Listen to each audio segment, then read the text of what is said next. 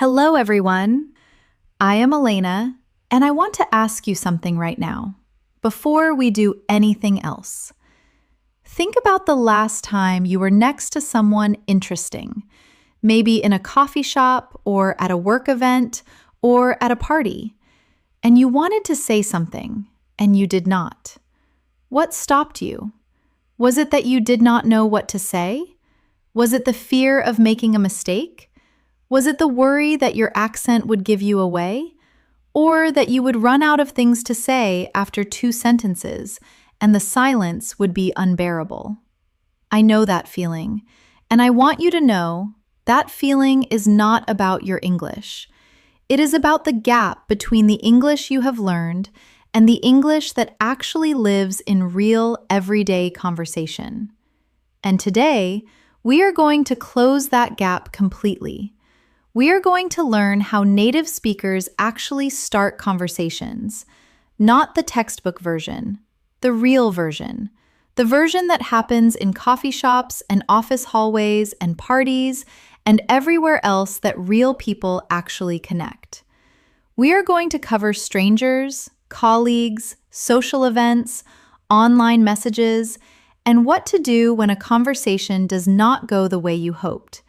And by the end of this lesson, you will have the exact phrases, the real dialogues, and the genuine confidence to start conversations in English the way native speakers do.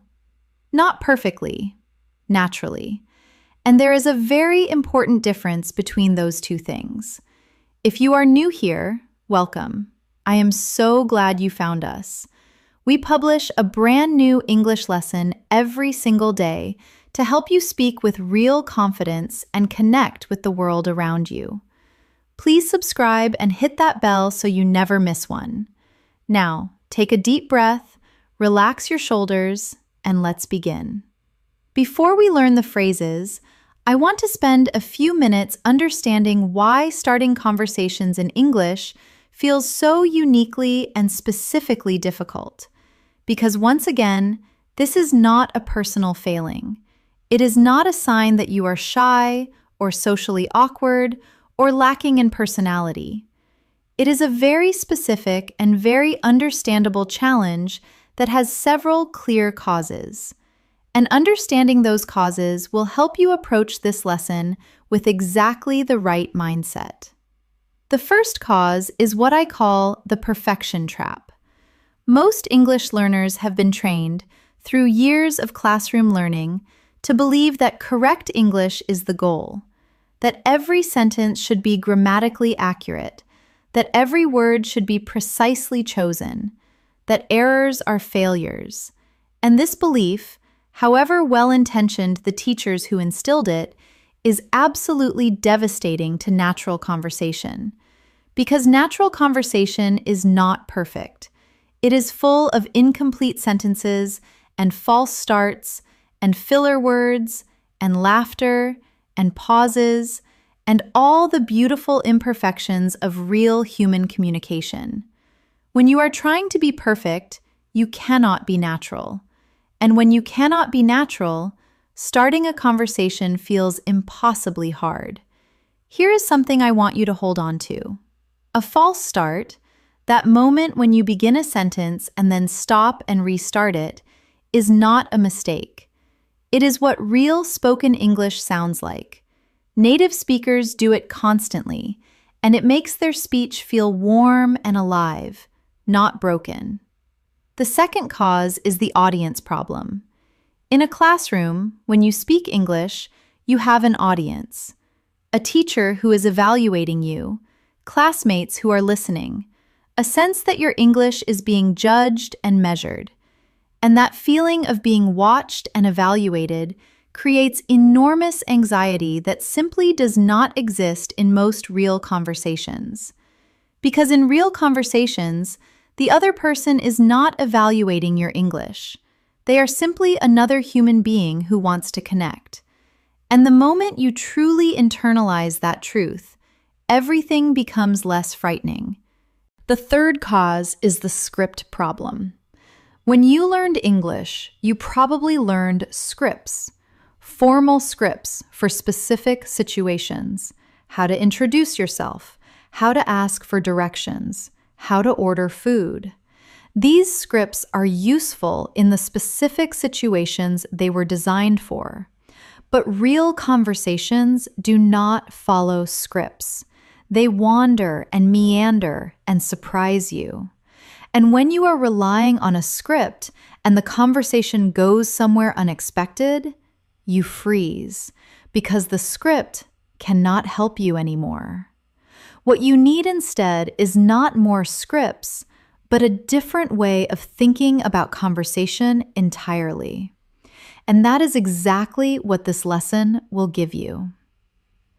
The fourth cause is what I call the cultural gap. How people start conversations varies enormously from culture to culture. In some cultures, speaking to a stranger is unusual and even slightly inappropriate. In Japan, for example, striking up a conversation with someone you do not know on public transport would feel unusual to most people. But in the United States, Canada, the United Kingdom, and Australia, it is completely normal, even expected, to exchange a few friendly words with the person standing next to you in a line or sitting beside you at a cafe. Neither approach is right or wrong. They are simply different.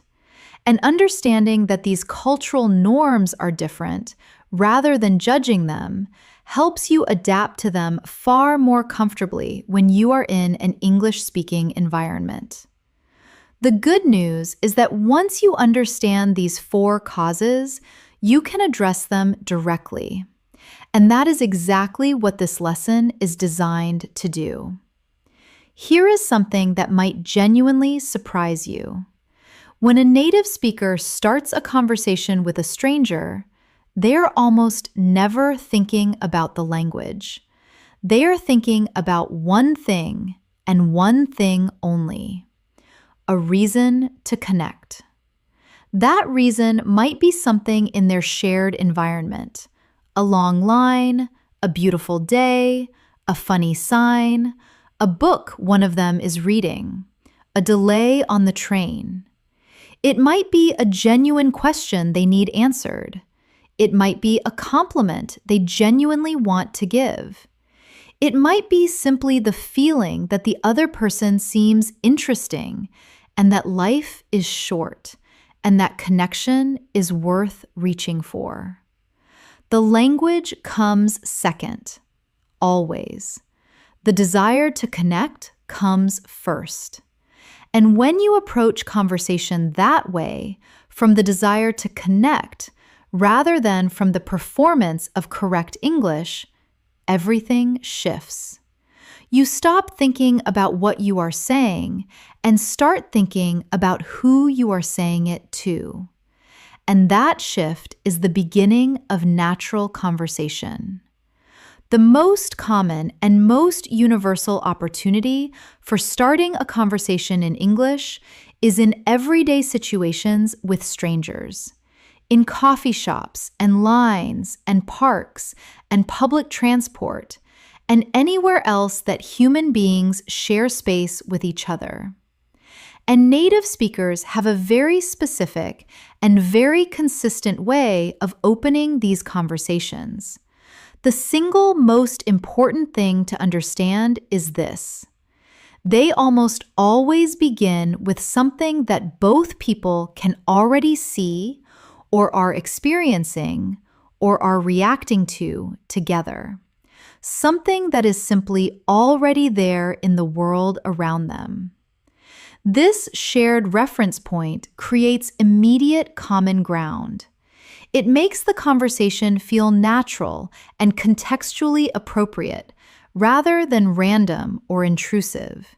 And it takes all the pressure off you to think of something original or clever to say. You simply notice what is already there, and you comment on it. Now let's practice these phrases together. I will say each one slowly first, and then again at natural speed with the contractions native speakers actually use. Listen carefully to the rhythm as much as the words, because the rhythm is part of the language.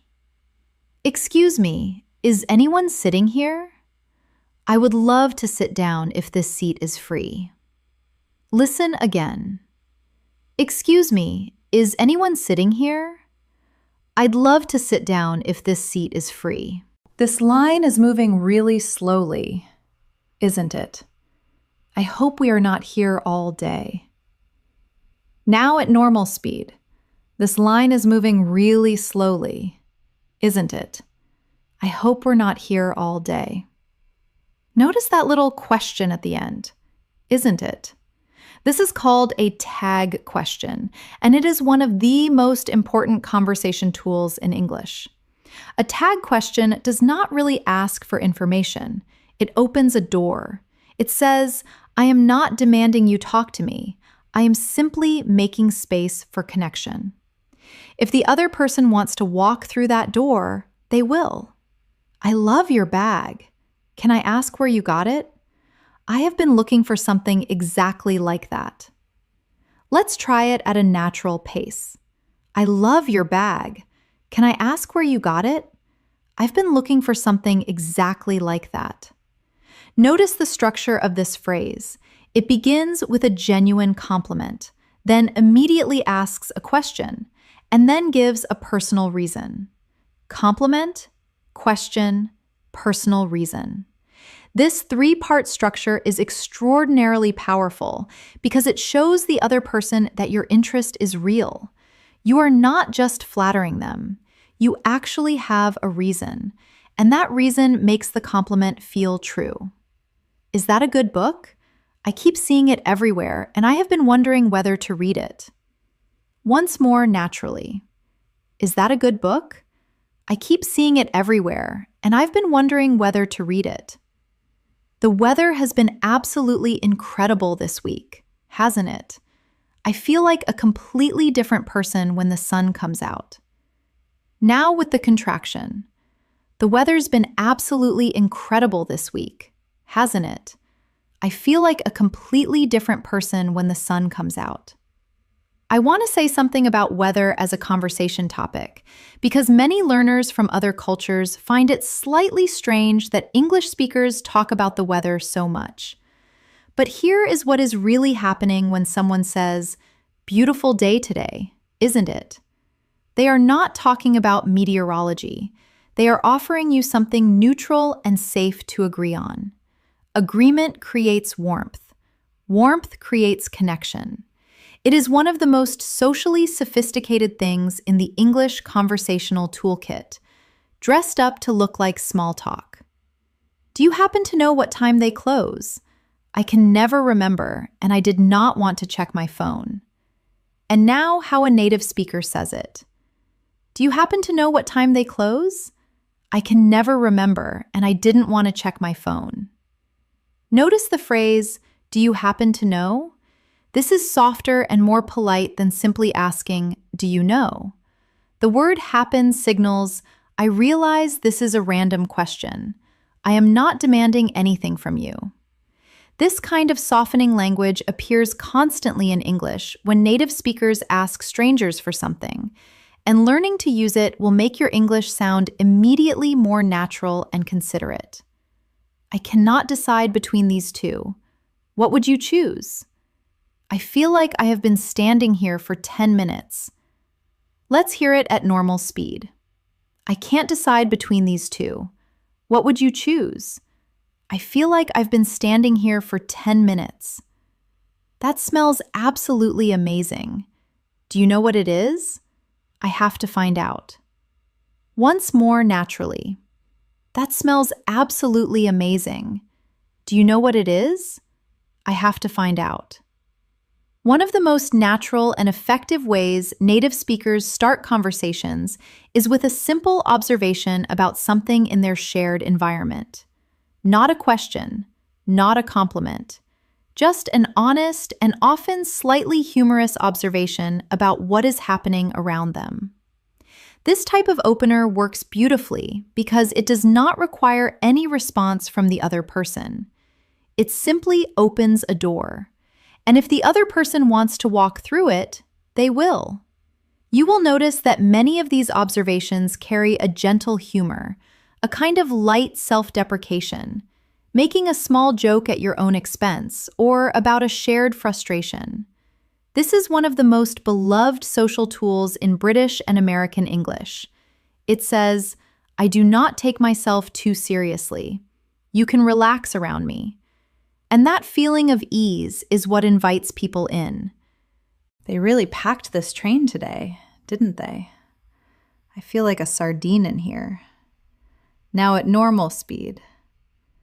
They really packed this train today, didn't they? I feel like a sardine in here. I have been coming to this coffee shop for 2 years, and I still cannot make up my mind in under 5 minutes. Every single time. Let's try it with the natural contraction. I've been coming to this coffee shop for 2 years, and I still can't make up my mind in under 5 minutes. Every single time. Notice the grammar in that phrase. I have been coming. This is the present perfect continuous tense, and it describes something that started in the past and is still happening now. It makes the speaker sound like a regular, someone with a history in this place, which is a small and natural way of establishing personality and context in just a few words. I feel like I have been waiting for this bus for approximately 100 years. Once more naturally. I feel like I've been waiting for this bus for approximately 100 years. This park is so beautiful today. I almost feel guilty that I am going to have to go back to work in an hour. Now at a conversational pace. This park is so beautiful today. I almost feel guilty that I'm going to have to go back to work in an hour.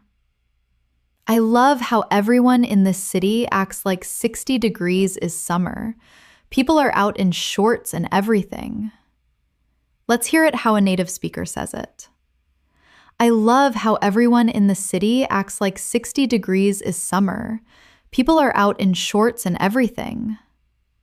That phrase, "and everything," at the end is a wonderful piece of informal English. It means, "and all of that kind of thing." It adds a casual, unfinished quality to speech, as if the speaker is still reacting to what they are describing in real time. You will hear it constantly in American English, and it is a beautiful, small signal of fluency. Now let's hear a complete and natural conversation between two strangers who meet in an everyday situation. Notice how the conversation starts with something in the shared environment. Notice how it develops naturally from there. And notice how simple and unscripted the whole thing feels. You are sitting in a coffee shop, waiting for your order. The person next to you is reading a book you recognize. You smile and say, "I am sorry to interrupt, but is that the one everyone has been talking about? I keep seeing it in bookstore windows and I have been wondering whether to start it." The person looks up and smiles back. Yes, it is. And honestly, it is even better than the reviews suggested.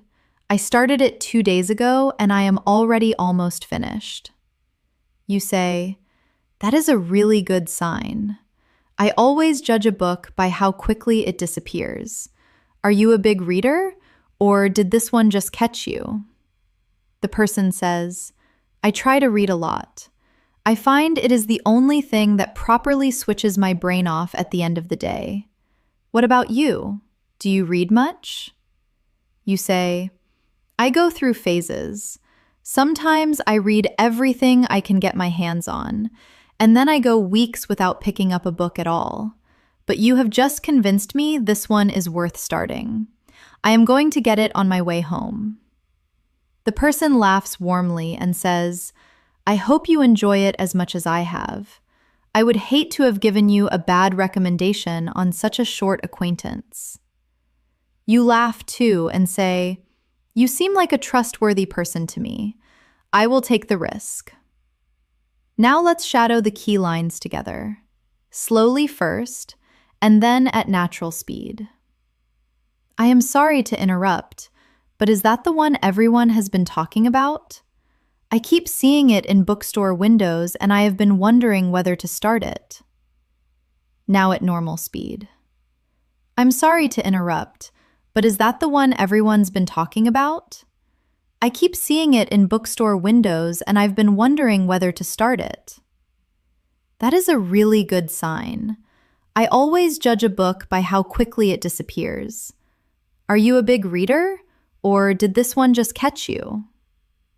Once more naturally. That's a really good sign. I always judge a book by how quickly it disappears. Are you a big reader, or did this one just catch you? I go through phases. Sometimes I read everything I can get my hands on, and then I go weeks without picking up a book at all. But you have just convinced me this one is worth starting. I am going to get it on my way home. Let's try it at a conversational pace. I go through phases. Sometimes I read everything I can get my hands on, and then I go weeks without picking up a book at all. But you've just convinced me this one is worth starting. I'm going to get it on my way home. You seem like a trustworthy person to me. I will take the risk. Now with the natural rhythm. You seem like a trustworthy person to me. I'll take the risk. Shadow this entire conversation slowly, and then at natural speed.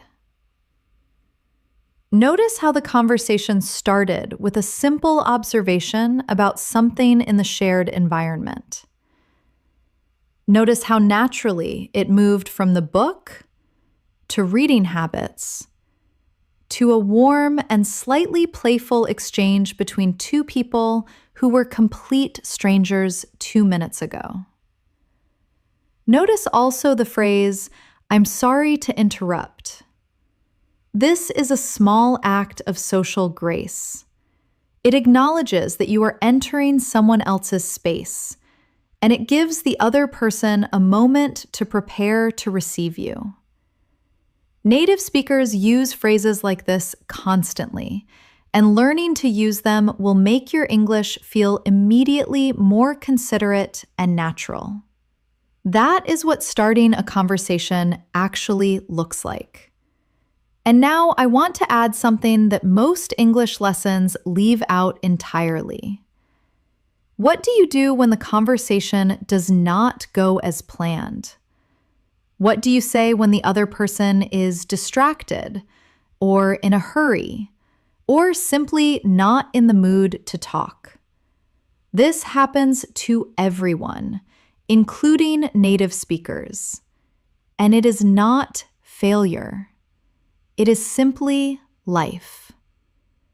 Native speakers have very specific phrases for exactly this moment. No worries. Have a great day. Sorry to bother you. That is okay. I will figure it out. Thanks anyway. Don't worry about it. Enjoy your book. These phrases do something important.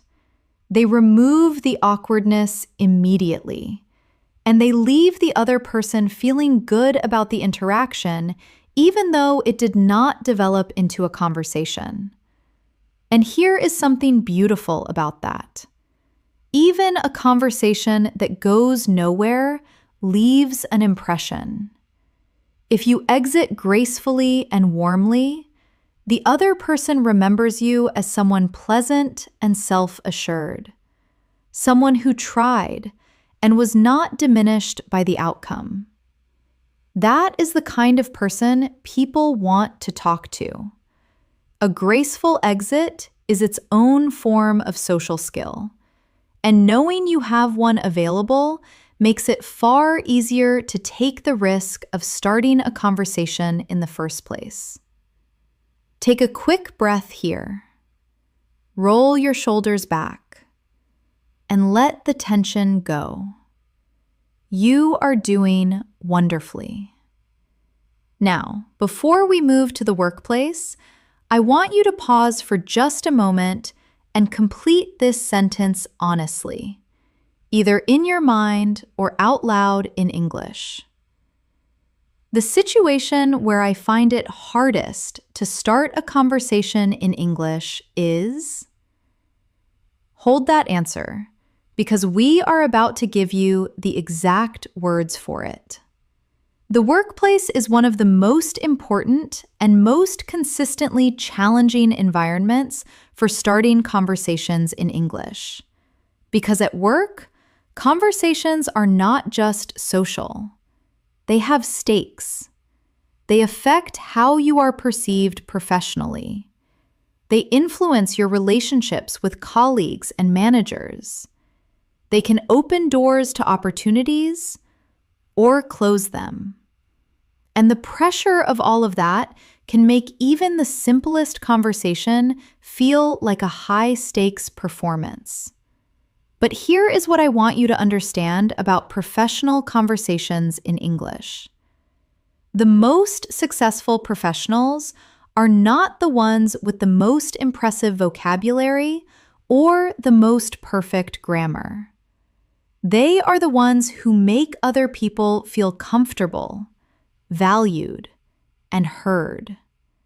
And that has very little to do with the words themselves, and everything to do with the warmth and genuine interest with which those words are delivered.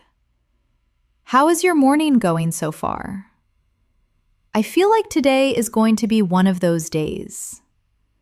Now at normal speed. How's your morning going so far? I feel like today's going to be one of those days. I want to draw your attention to a beautiful little expression in that phrase. One of those days. This is what we call a fixed expression in English. You do not need to explain what those days means. Every English speaker understands it immediately as a day when things go wrong or feel exhausting.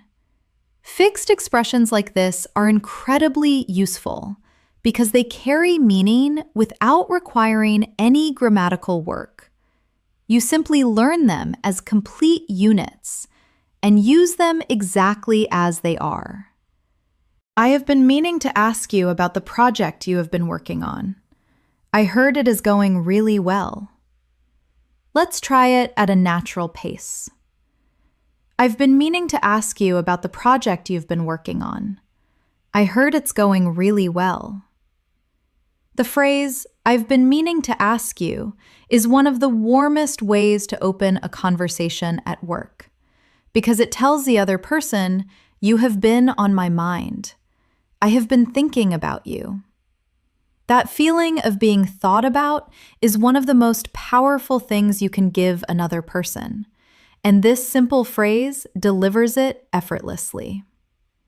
Did you manage to get to the bottom of that issue we were talking about last week? I was curious how it turned out. Once more naturally. Did you manage to get to the bottom of that issue we were talking about last week? I was curious how it turned out.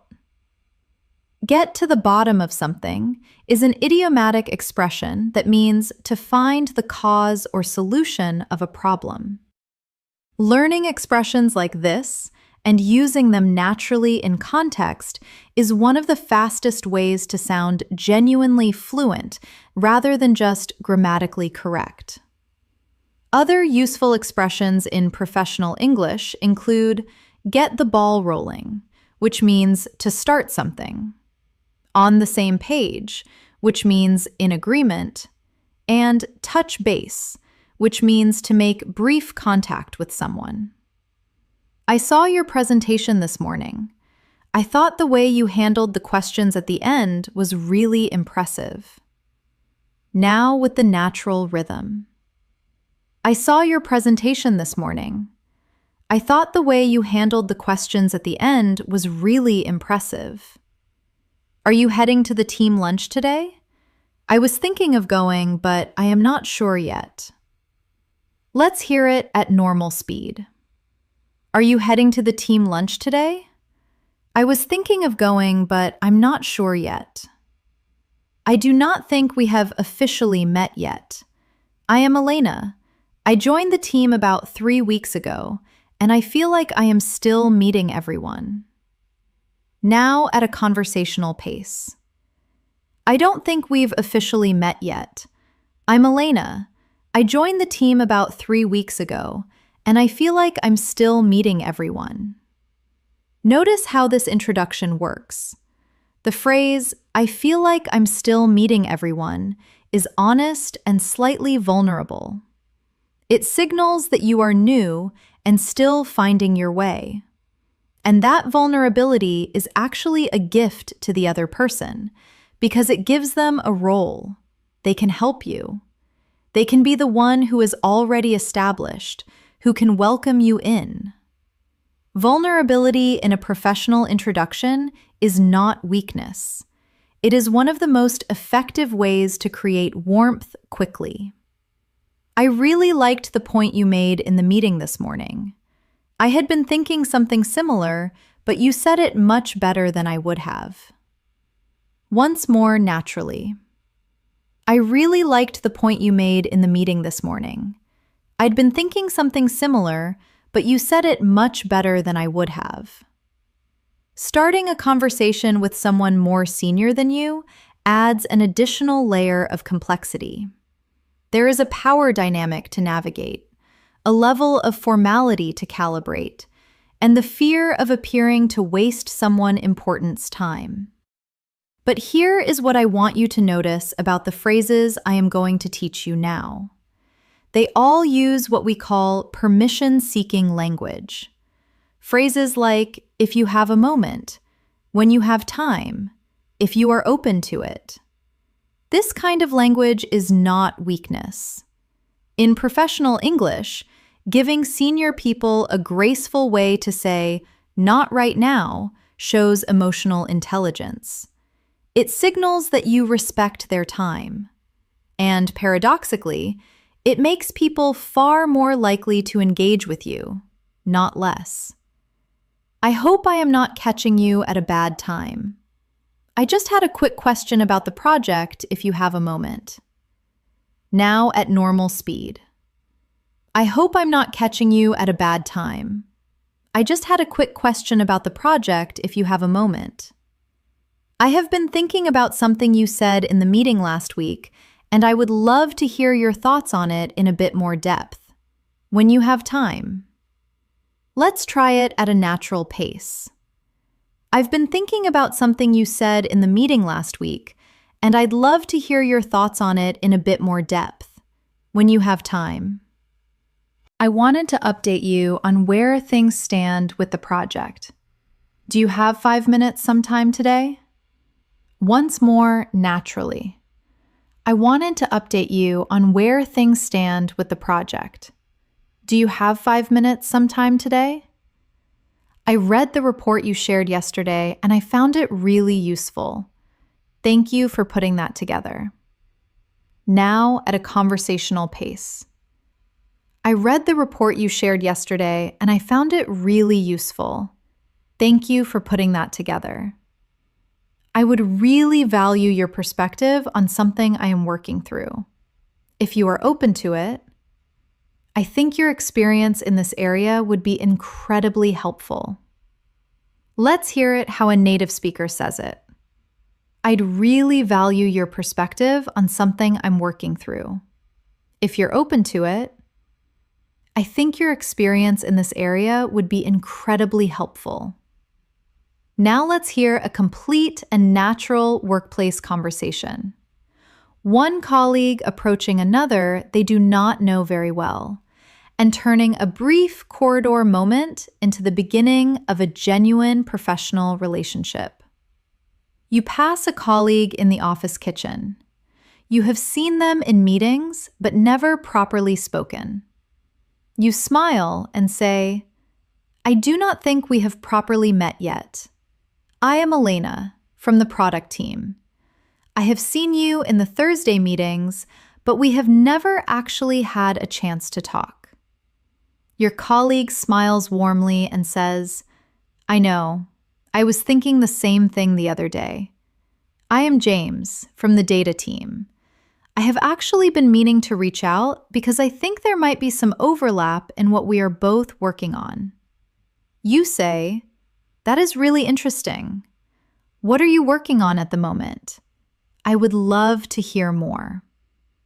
James says, we are building out a new reporting framework for the customer data, but I think we are probably missing some context about how the product team actually uses that data day to day, which is where you might be able to help.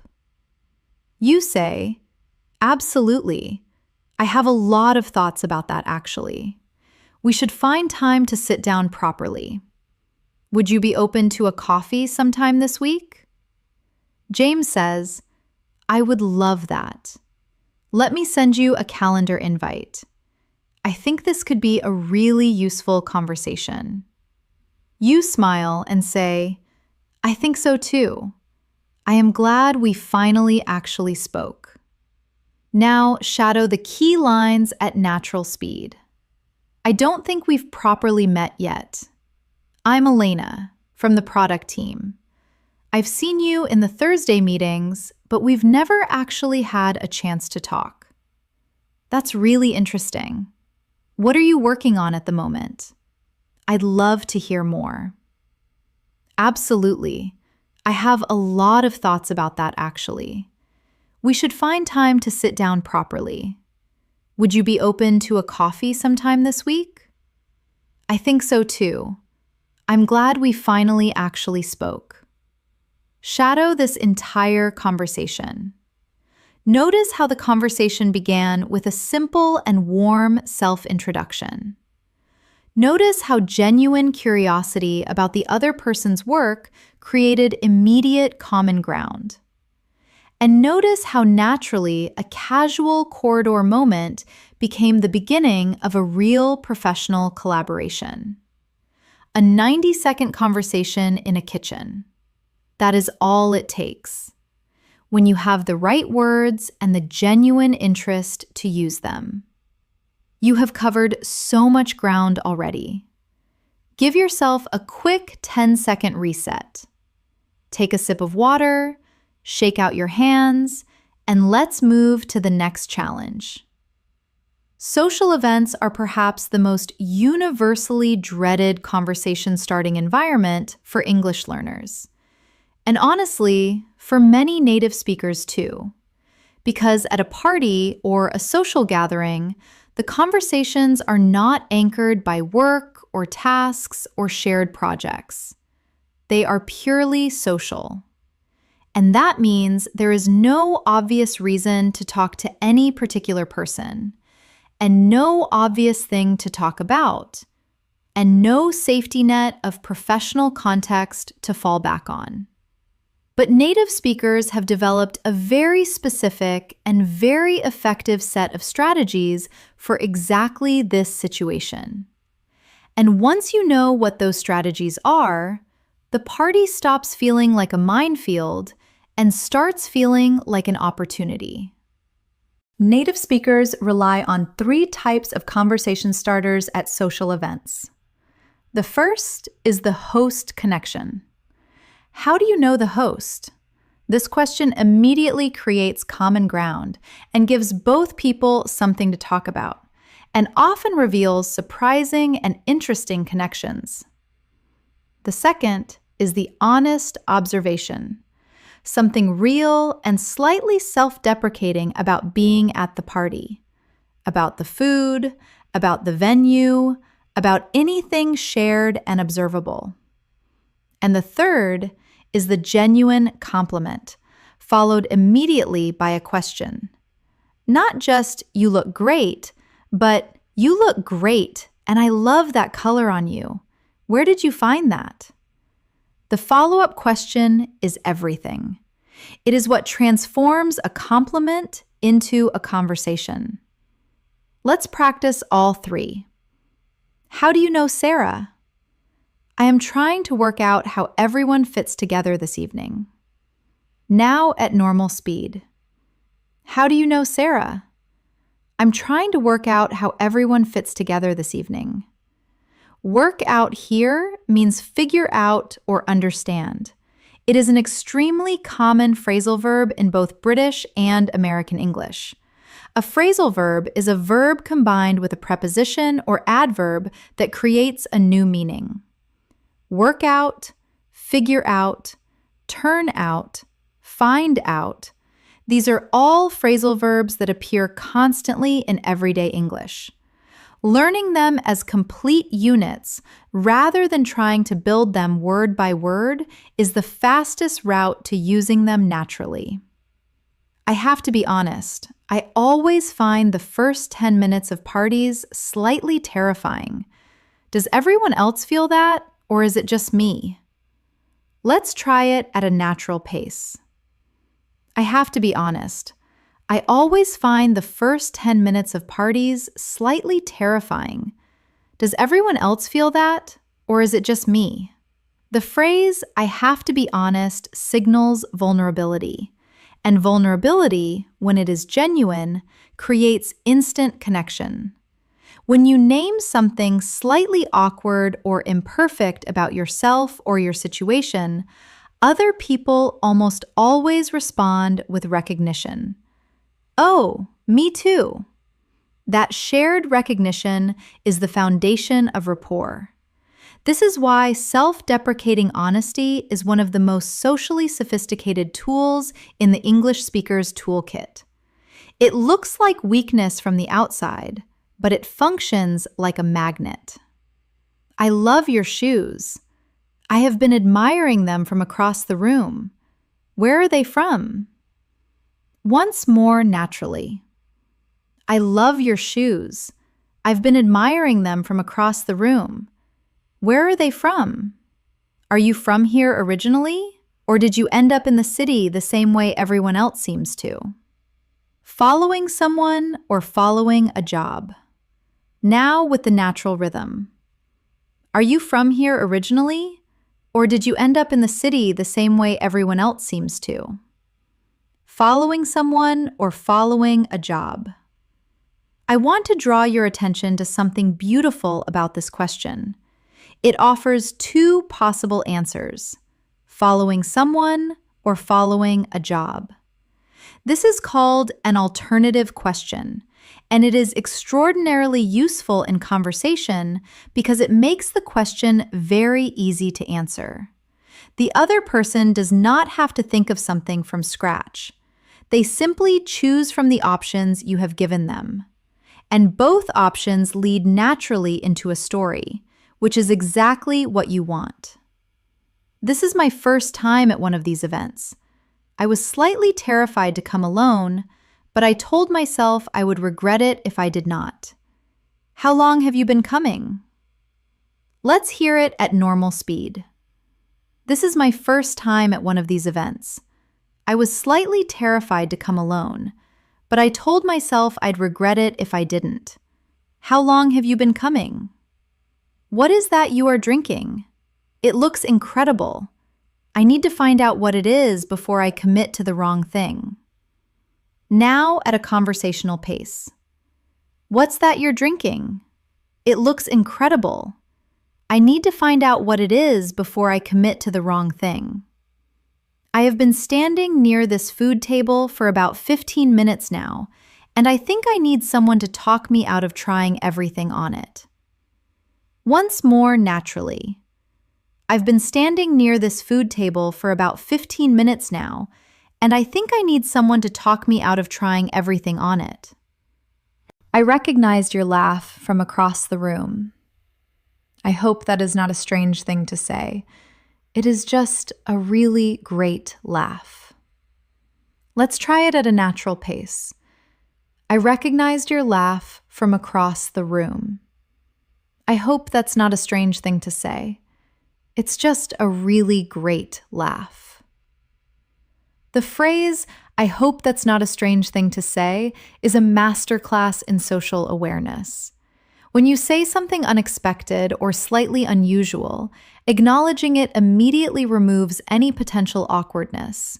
It says, I know this is a bit out of the ordinary, and I am aware of that. That self-awareness is actually disarming and charming. It turns what could have been an odd moment into something warm and memorable. Now let's hear a full conversation between two people at a social gathering. One of them uses the exact strategies we have just practiced. Notice how natural and warm the whole exchange feels. You are standing near the drinks table at a party, feeling the slight awkwardness of being alone for a moment. Someone approaches and says, with a warm smile, "I have to say, I always head straight for the drinks table at parties. It gives you something to do with your hands while you work up the courage to talk to people. Is that just me, or is that a universal thing?" You laugh immediately because it is exactly what you were doing, and you say, "That is 100% a universal thing. I have been standing here for about 5 minutes telling myself I am just deciding what to drink." They laugh too and say, "Exactly. I am James, by the way. How do you know Tom?" You say, "We went to college together. He was in the year above me, but we ended up on the same sports team and became friends through that. What about you?" James says, "Work, actually. We have been colleagues for about 3 years. He is one of those people who manages to stay friends with everyone he has ever met, which I completely admire." You say, "That is such a perfect description of him. He is like a human connector. He always knows exactly the right person to introduce you to." James smiles and says, "Speaking of which, he told me there would be some interesting people here tonight. I think you might be the first one I have found." You smile and say, "I think that might be the nicest thing anyone has said to me at a party. I am Elena, by the way. I should probably have said that first." Now shadow the key lines at natural speed. "I have to say, I always head straight for the drinks table at parties. It gives you something to do with your hands while you work up the courage to talk to people. Is that just me, or is that a universal thing?"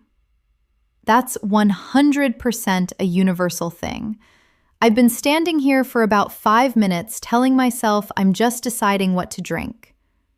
We went to college together. He was in the year above me, but we ended up on the same sports team and became friends through that. What about you? That is such a perfect description of him. He's like a human connector. He always knows exactly the right person to introduce you to. I think that might be the nicest thing anyone has said to me at a party. I'm Elena, by the way. I should probably have said that first. Shadow this entire conversation slowly, and then at natural speed. Notice how the first line was honest and self-deprecating, and immediately created a sense of shared experience. Notice how the conversation moved naturally from the shared situation to how they knew the host, to a warm and genuine exchange about a mutual friend. Notice also that James introduced himself with, "I am James, by the way." That phrase, "by the way," softens the introduction slightly. It makes it feel like a natural addition to the conversation rather than a formal announcement. And notice how Elena introduced herself at the very end, not at the beginning. In relaxed social English, the introduction does not always come first. It comes when it feels right, when the conversation has already started and there is warmth between you. Forcing an introduction too early can actually feel more awkward than letting it arrive naturally. So if you are ever at a party and you find yourself deep in a conversation before you have said your name, do not panic. Just wait for a natural moment and say, "I am Elena, by the way. I should probably have said that first." And it will feel perfectly warm and human, exactly as it did in our dialogue. That is what a real party conversation sounds like. In the modern world, a huge amount of English conversation happens in writing. in professional emails and LinkedIn messages and online communities and social media comments and text messages. And starting a written conversation has its own specific challenges and its own specific skills. The biggest challenge with written conversation starters is that you cannot rely on tone of voice or facial expressions or body language to communicate warmth and genuine interest. All of that has to come through in the words themselves.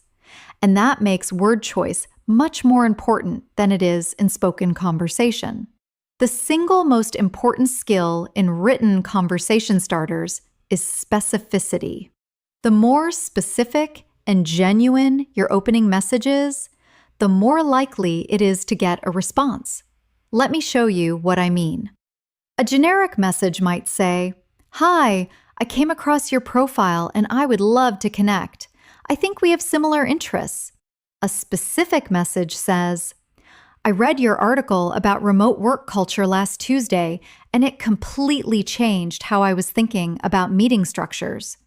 I wanted to reach out and say thank you for writing it."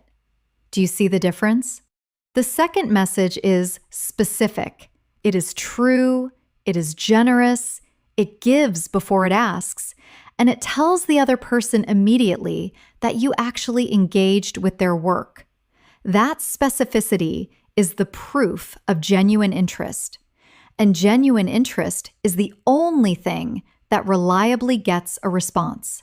"I came across your work recently and I genuinely found it fascinating. I would love to connect and hear more about your thinking on it." Now, reading it naturally, "I came across your work recently and I genuinely found it fascinating. I'd love to connect and hear more about your thinking on it. I read your article about this topic and it completely changed how I was thinking about it. I just wanted to reach out and say thank you for writing it." Let's hear the natural flow. "I read your article about this topic and it completely changed how I was thinking about it. I just wanted to reach out and say thank you for writing it." We have a few mutual connections, and I have heard your name come up several times in conversations about this field. I thought it was time to introduce myself properly. Once more, naturally.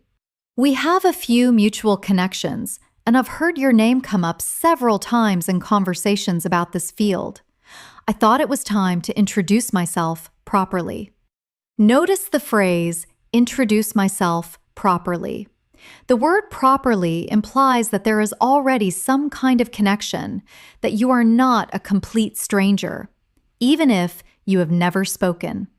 This positions your message not as a cold approach, but as the natural next step of a relationship that already has some warmth behind it.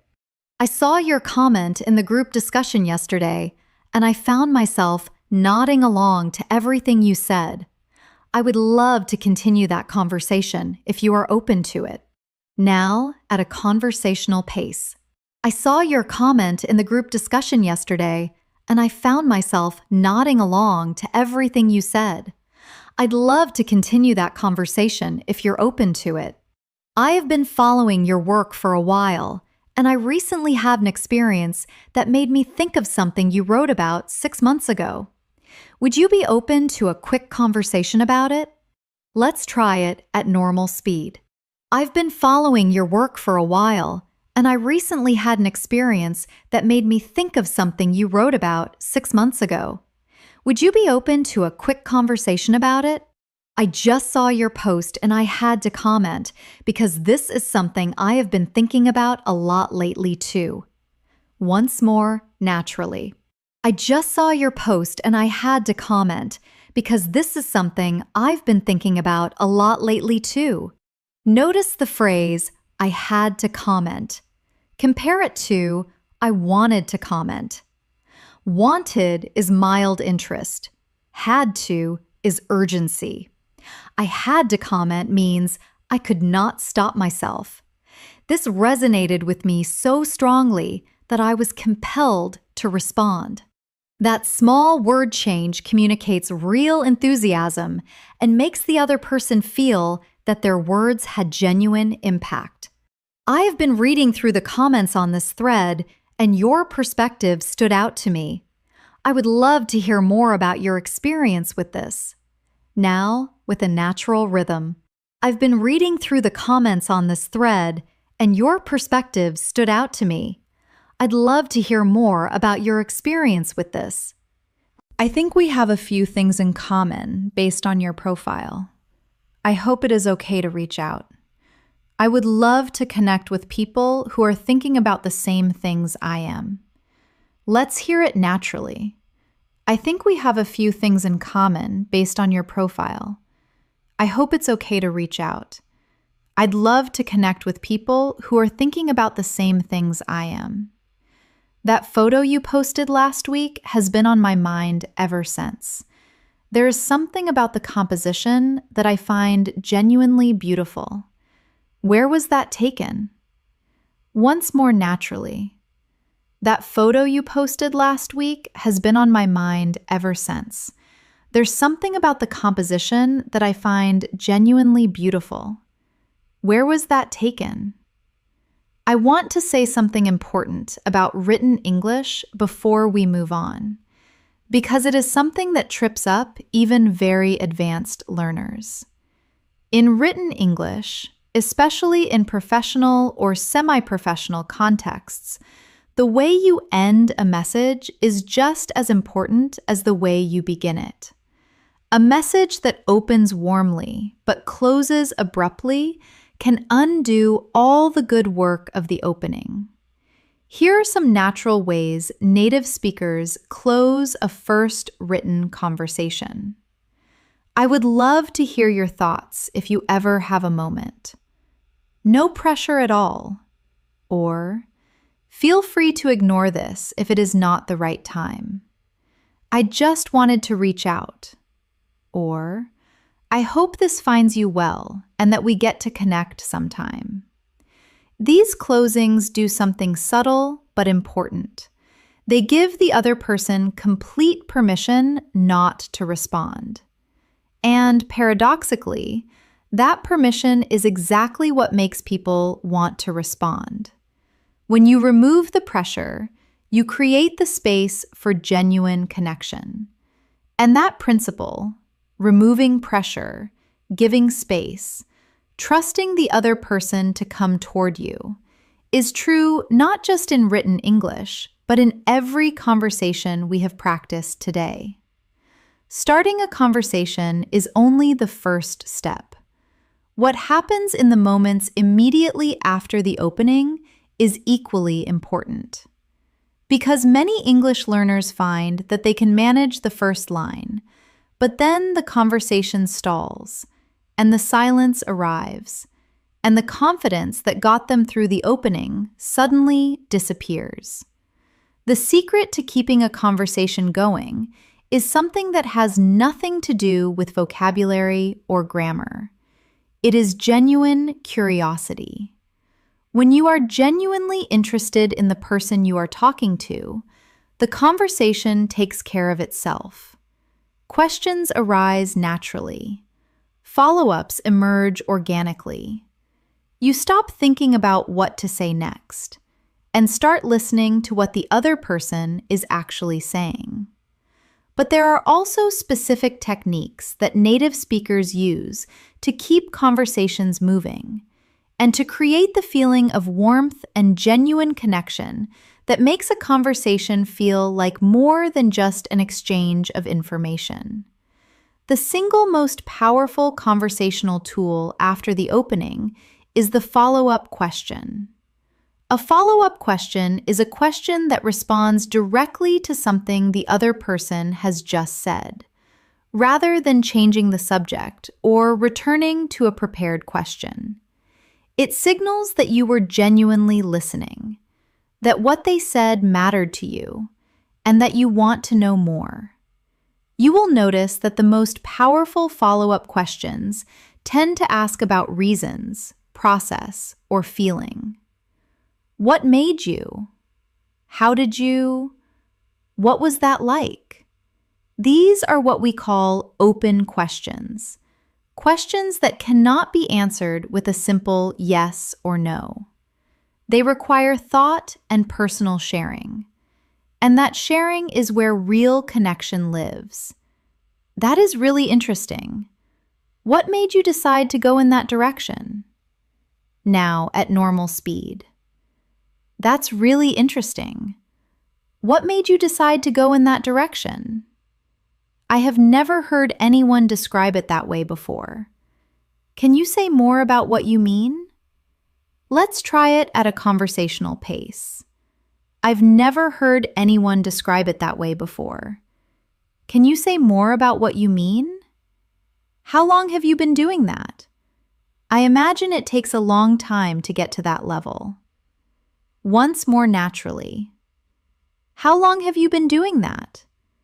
I imagine it takes a long time to get to that level. What was that like? I cannot imagine being in that situation. How did you handle it? Now with the natural rhythm. What was that like? I can't imagine being in that situation. How did you handle it? And how did that turn out? I feel like you have left me on a cliffhanger. Let's hear it at normal speed. And how did that turn out? I feel like you've left me on a cliffhanger. A cliffhanger is a wonderful expression borrowed from storytelling. It describes an ending that leaves you desperate to know what happens next. When you tell someone, I feel like you've left me on a cliffhanger, you are giving them one of the highest compliments a conversationalist can receive. You are saying, your story was so compelling that I am completely absorbed, and it feels completely natural and spontaneous, which is the mark of truly fluent English. That is such a good point. I had not thought about it from that angle before. What led you to that conclusion? Once more, naturally. That's such a good point. I hadn't thought about it from that angle before. What led you to that conclusion? Now I want to say something about silence. Because silence is the thing that frightens English learners more than almost anything else in a conversation. That moment when both people stop talking and the air between you feels suddenly very loud, and the instinct is to panic, to say something, anything, just to fill the space. But here's what I want you to understand about silence in English conversation. A brief pause is not a failure. It is a sign that both people are actually thinking. Native speakers pause all the time, and a comfortable pause between two people is actually a sign of connection, not its absence. The problem is not the silence itself. The problem is what we tell ourselves about the silence.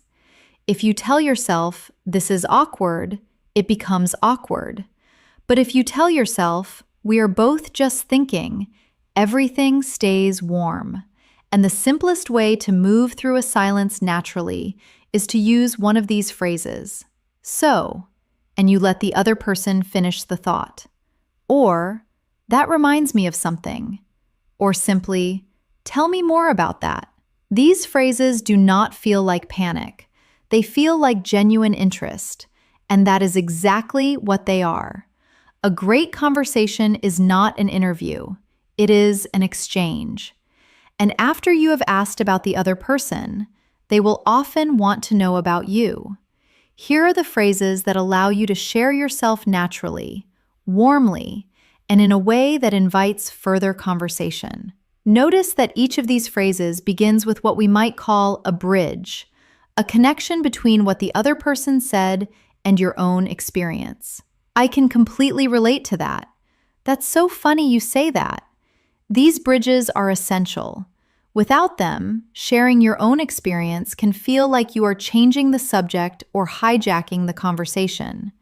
With them, it feels like genuine exchange, like two people building something together. I can completely relate to that. Actually, I went through something very similar a couple of years ago, and it changed everything about how I think about it. Now, at normal speed, I can completely relate to that. Actually, I went through something very similar a couple of years ago, and it changed everything about how I think about it. That is so funny you say that, because I was only thinking about this exact thing last week. I have been going back and forth about it for months. Let's try it at a natural pace. That's so funny you say that, because I was only thinking about this exact thing last week. I've been going back and forth about it for months. Go back and forth is an idiomatic expression that means to keep changing your mind or to be unable to settle on a decision. I have been going back and forth about it means I keep thinking about it from different angles and I cannot quite decide. It signals that you are still actively thinking, still genuinely engaged, which is far more interesting in a conversation than having all the answers. Honestly, that is one of my favorite questions. I could talk about this for hours. Do you really want to know? Once more naturally. Honestly, that's one of my favorite questions. I could talk about this for hours. Do you really want to know? I have a slightly unconventional take on this. If you want to hear it, I am not sure everyone agrees with me, but I find it is a useful way to think about it. Now at a conversational pace. I have a slightly unconventional take on this. If you want to hear it, I'm not sure everyone agrees with me, but I find it's a useful way to think about it. That is actually something I am still figuring out. I feel like every time I think I understand it, something changes my mind again. Let's hear it naturally. That's actually something I'm still figuring out. I feel like every time I think I understand it, something changes my mind again. And I want to say something about that phrase before we move on, because it models something very important. It shows intellectual honesty, the willingness to say, I do not have all the answers yet. In English conversation, particularly in the United States and the United Kingdom, this kind of openness is far more attractive than false certainty. People who say, I am still figuring it out, are far more interesting to talk to than people who pretend they have everything resolved. Uncertainty invites conversation. Certainty closes it down. Now let's hear a complete conversation from the very first word to the natural conclusion. Notice how the opener leads to follow-up questions, which lead to genuine sharing, which creates the feeling of real connection. You are at a professional networking event. You notice someone standing slightly to the side, looking at their phone.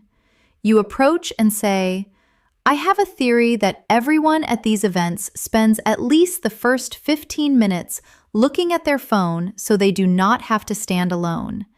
Am I wrong? The person laughs and puts their phone away. You are absolutely not wrong.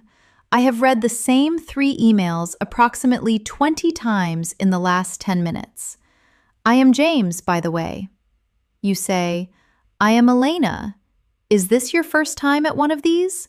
Or are you a regular? James says, 3rd time. I keep telling myself I am going to be better at networking, and then I arrive and immediately find the nearest wall. What about you? You say, 1st time, which means I have no excuse for the phone behavior. I think I was just buying myself a moment of courage. What do you do? James, what brings you to one of these? James says, I work in tech, on the product side. I am trying to meet more people outside my immediate industry. What I have realized is that the most interesting ideas tend to come from unexpected places. And you? You say, I am in education, actually, English language learning specifically. So I find the question of how people communicate and connect genuinely fascinating, which is ironic, given that I just spent 10 minutes avoiding communicating with anyone. James laughs warmly and says, I think that makes you the most self-aware person in this room. English language learning, though, that is genuinely interesting. How did you end up in that field? You say, that is a long and slightly winding story, But the short version is that I grew up speaking two languages, and I became fascinated by the moment when a language stops being foreign and starts being yours. I wanted to help people reach that moment faster. James says, "That is a beautiful way to describe it. I feel like I could listen to you talk about this for a long time," which I think means this is probably the most successful networking conversation I have had at one of these events. You smile and say, "And all it took was two people admitting they were hiding behind their phones." I think there is a lesson in there somewhere. Now shadow the key lines at natural speed. I have a theory that everyone at these events spends at least the first 15 minutes looking at their phone so they don't have to stand alone. Am I wrong? You are absolutely not wrong. I've read the same 3 emails approximately 20 times in the last 10 minutes. I'm James, by the way. First time, which means I have no excuse for the phone behavior. I think I was just buying myself a moment of courage. What do you do? James, what brings you to one of these? I'm in education. Actually, English language learning specifically. So I find the question of how people communicate and connect genuinely fascinating, which is ironic, given that I just spent 10 minutes avoiding communicating with anyone. That's a long and slightly winding story. But the short version is that I grew up speaking two languages, and I became fascinated by the moment when a language stops being foreign and starts being yours. I wanted to help people reach that moment faster, and all it took was two people admitting they were hiding behind their phones. I think there's a lesson in there somewhere. Shadow every line of this conversation slowly, and then at natural speed. Notice the honest and slightly self-deprecating opener. Notice the warm and immediate follow-up question. Notice how the conversation moved from the shared situation to professional context to something genuinely personal and meaningful. Notice also how Elena introduced herself. She did not open with her name. She opened with a human observation and only gave her name once there was already a connection, once the other person had laughed and lowered their guard and become someone worth introducing yourself to. That is exactly how native speakers do it in social and professional settings. The introduction comes when it feels earned, not as a formal announcement at the start. And notice how natural and unscripted the whole thing felt. That is the goal. Not perfect English, natural, warm, genuinely curious English. That is what starts conversations, and that is what keeps them going. Before we close today's lesson, I want to invite you into a moment of genuine and honest personal reflection. Everything we have practiced today only becomes real when it connects to your actual life, your actual situations, and your actual courage. So I am going to give you 6 sentence starters and reflection questions. Take your time with each one. Answer as honestly and as specifically as you can. And if you can, try to answer in English. Sentence 1. The situation where I find it hardest to start a conversation in English is: think about where the anxiety is greatest for you. Is it with strangers? At work? At social events? Online? Knowing your specific challenge helps you target your practice. Now choose one phrase from today's lesson that speaks directly to that situation. That is your phrase for this week. Sentence 2. The last time I wanted to start a conversation in English and did not, I was in. Revisit that moment. What stopped you? What would you say now with the phrases you have today? Imagine it going well. Run that version through your mind. Sentence 3. A conversation I want to start this week is: make it specific. Not just a conversation with someone, a specific person in a specific situation, using a specific phrase from today's lesson. Name all three, right now. Sentence 4. The phrase from today that feels most natural to me is, choose the one that sounds most like you, the one you can imagine yourself actually saying. That is the one to practice first, because confidence always follows familiarity. Sentence 5. What I am most afraid of when starting a conversation in English is, name the fear directly. The fear of silence, the fear of running out of things to say, the fear of being judged. Naming it is the first step to moving through it.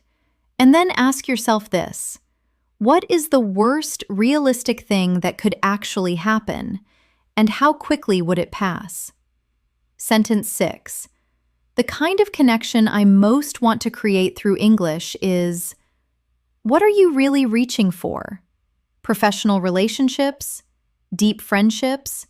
A sense of belonging in an English-speaking community? Hold that vision clearly. Let it be your reason. Let it pull you forward. And I want to add one more thing here.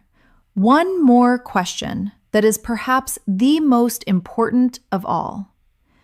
Think about what it would feel like to walk into a room next week, any room, and feel genuinely ready to talk to the people in it. Not performing, not rehearsing, not waiting for someone to talk to you first, but actually ready, actually willing, carrying the words and the confidence and the belief that you are someone worth talking to. Because you are. You have always been. The English was simply the part that was missing. And today, you filled it in.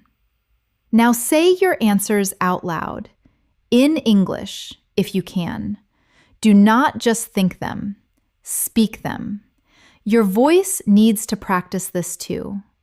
Because the moment your answer leaves your mouth, it stops being just a thought and starts becoming something real, something you are actually going to do. We have covered extraordinary and deeply practical ground together today. Let me honor everything you have done in this lesson. You have learned why starting conversations in English feels so hard, and why that difficulty is completely understandable and completely solvable. You have learned how native speakers think about starting conversations, and discovered that connection always comes before language. You have learned how to start conversations with strangers in everyday situations, using the shared environment as your natural starting point. You have learned how to start conversations at work, with colleagues and senior professionals, with confidence and appropriate warmth. You have learned how to start conversations at social events and parties, using the 3 most powerful and reliable openers that native speakers actually use.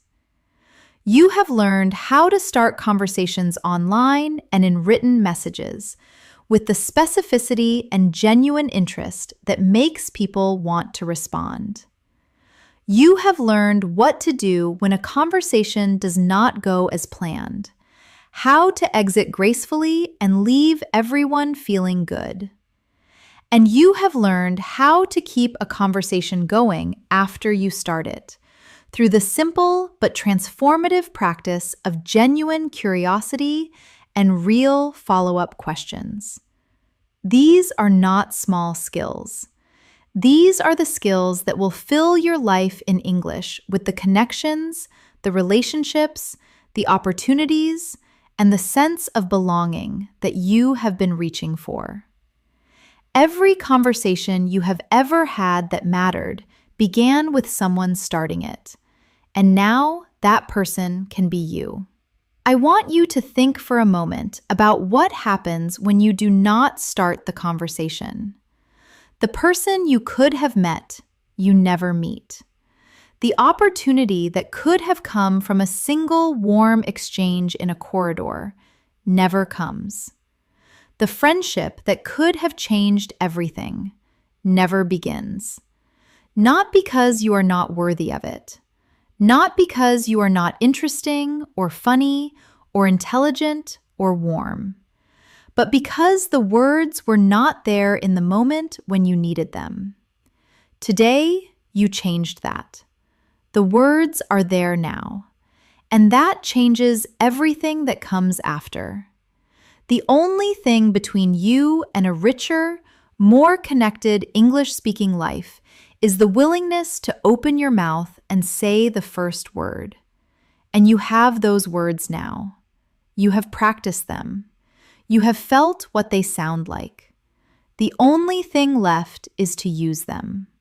The next time you are standing in a line, or sitting in a coffee shop, or arriving at a work event, or entering a party, I want you to look around you for one moment.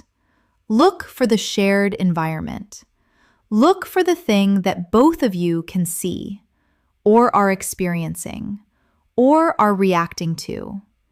And then say something about it.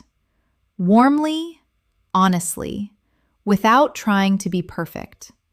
Just trying to be real. Because real is what connects us.